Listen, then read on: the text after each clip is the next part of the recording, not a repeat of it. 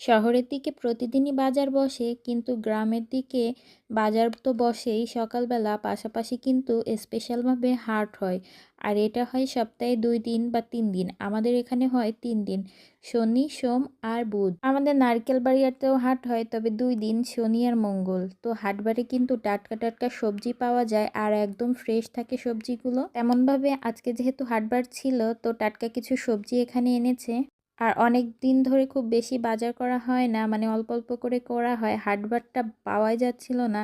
আমরা যেহেতু বাড়ি থেকে এসেছি, হাটবার পাইনি, তাই আজকে যেহেতু হাটবার ছিল, তাই বেশ কিছু বাজার করেছে। আজকে সবজিগুলো দেখে আমার এত খুশি লাগছিল, খুবই টাটকা, ফ্রেশ আর রঙিন সবজি ছিল।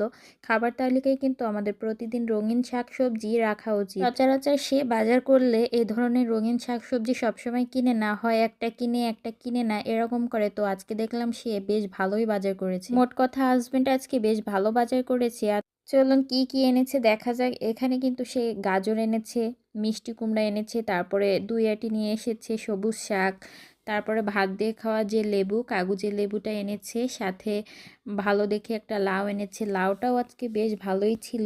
সাথে বাসায় হচ্ছে পেঁয়াজ ফুরিয়ে গিয়েছে, পেঁয়াজটা আনতে